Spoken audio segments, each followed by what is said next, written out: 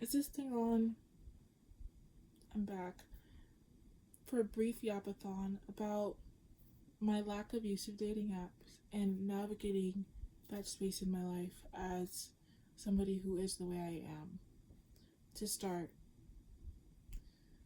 I haven't used a dating app since 2021, and I feel like 2021 was kind of the perfect time for me to use them because I felt like I had regressed back into a former self during COVID. In some ways, in other ways, I feel like I turned into a new person. But socialization was something that was really hard for me for some reason. So I was on the dating apps. I dated a guy for a little while. Didn't turn out right. Didn't turn out good. Um, I learned a lot about myself and what I want. But I also learned I don't know how to word it. What do I mean by that? I know what I really don't like. And I know what I kind of have muddled and mixed that perception with dating apps because of just the way and the nature of what they are. So, what do I not like? I don't like being objectified. I don't think anyone likes being objectified, but I think especially who I am, I've never thought of my I've never passively thought of myself as oh, I'm a black woman from Chicago. I should act this way. Which isn't true.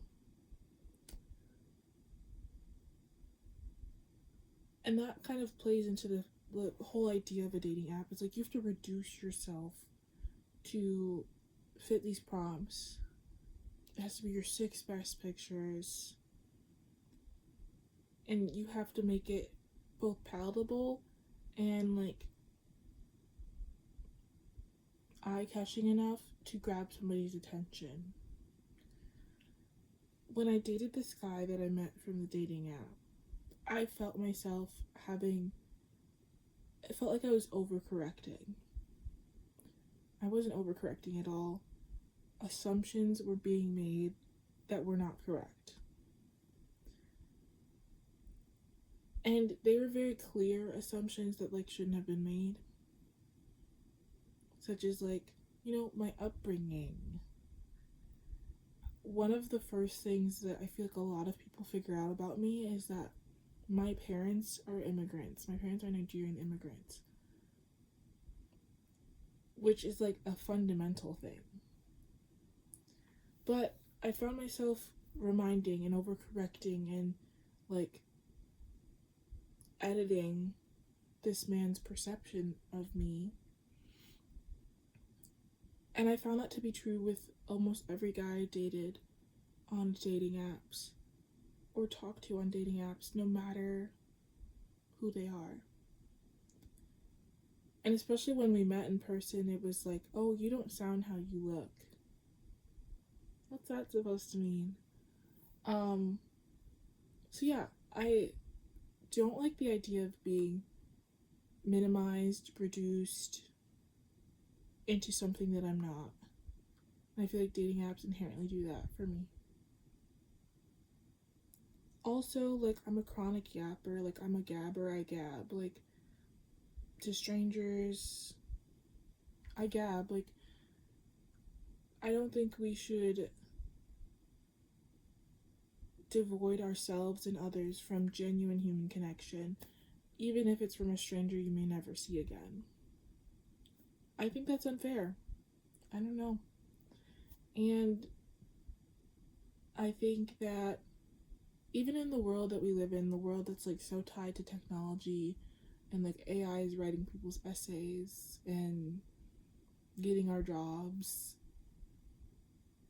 you can't you can't use artificial intelligence to meet your ideal person because relationships are solely based on human connection and you cannot replace that with a machine. And I feel like that's the part of dating apps that I really don't like is it'll be this is your top match.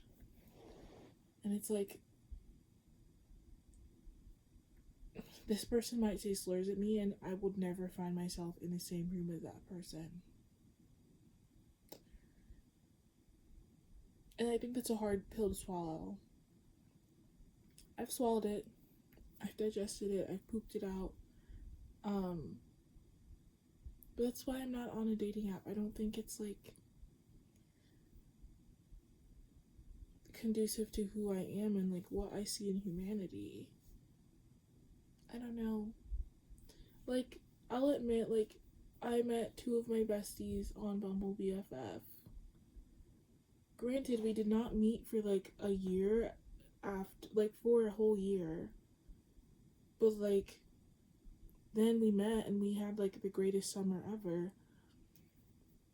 So like, yeah, I do have Bumble to thank for that. But I've never had a good interaction with like romantic interest on a dating app, and I think that's very telling. I don't know.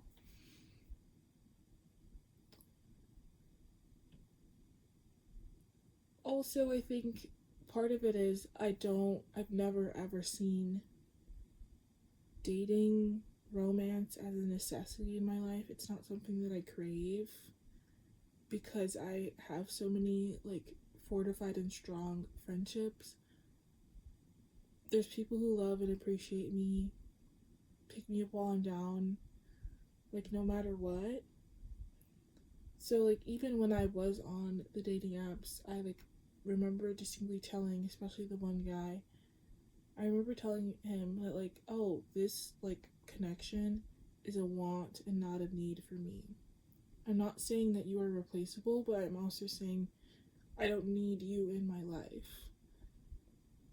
One could say, maybe you see that I think I've been seen that same way as a friend.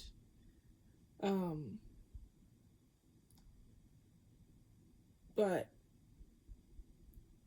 I think it was important to say, and it is important to say, especially because with that person, it was like like the same end of a magnet, like being dissuaded from like being attracted. Does that make sense? Even though we wanted 2 completely different things. And I still think that way. When this is a little sidetrack, but it connects. When I was 16, our soccer team had like our end of the year party, and I remember being in the hot seat because we were playing hot seat, and I remember saying that I want to have a boyfriend, to experience having a boyfriend. And I remember like the backlash I got from my soccer team for saying that.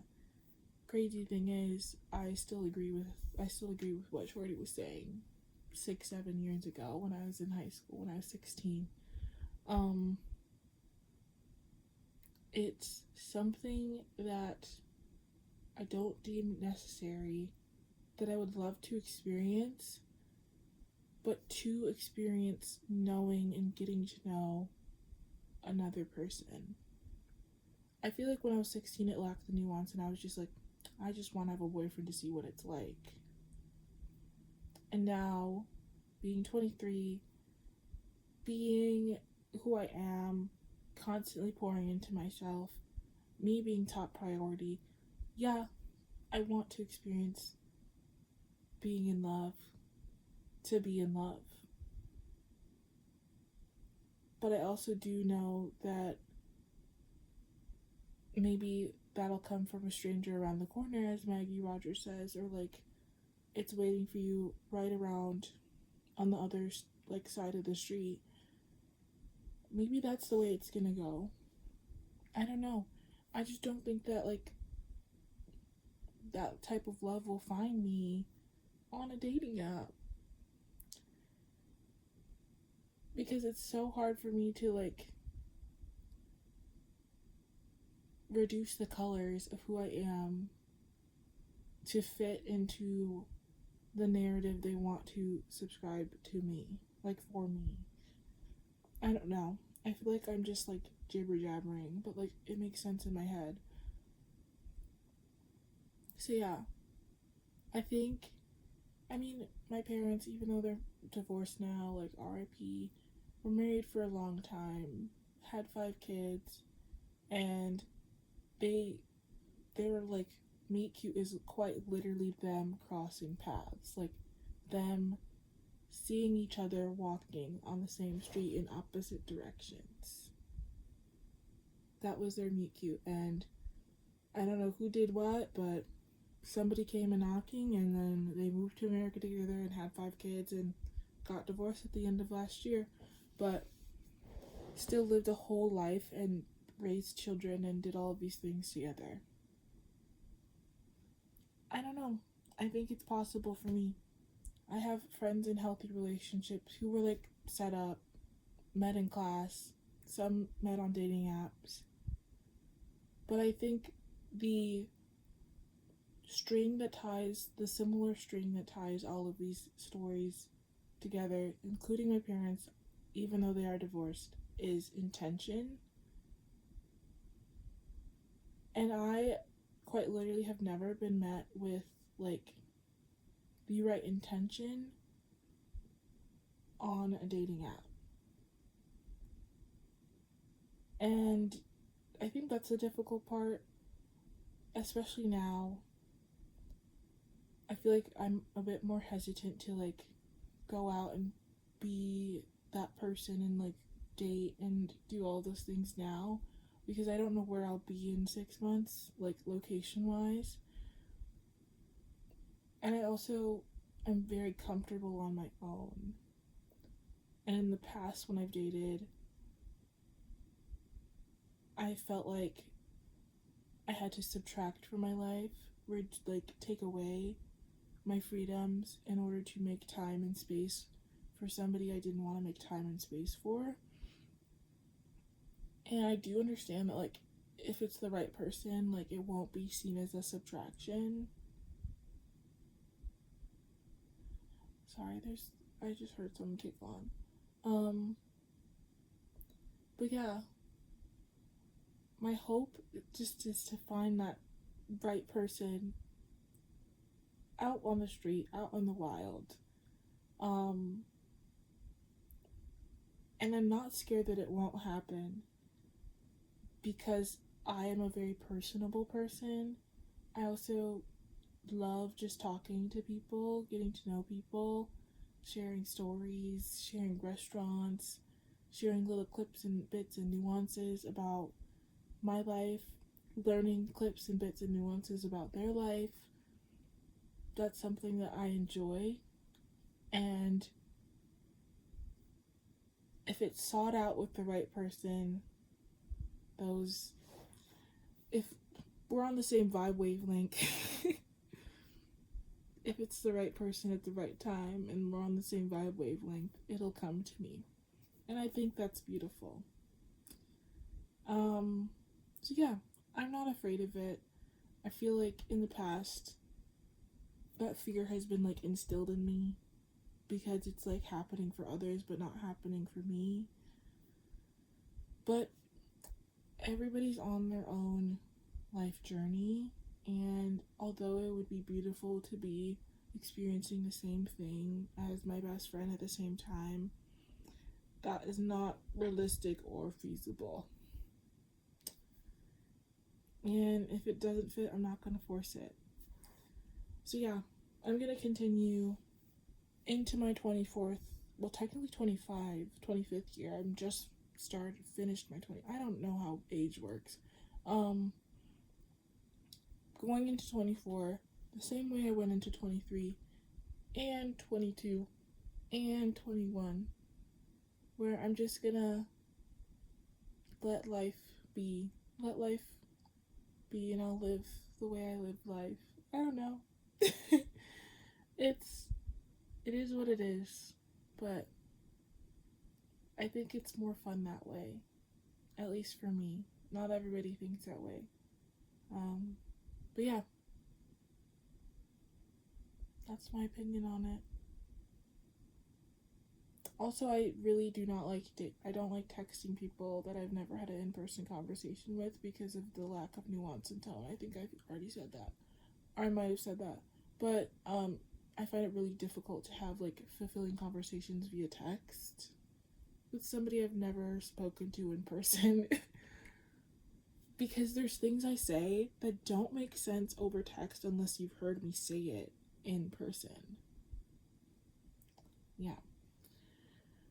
But yeah, if you're my friend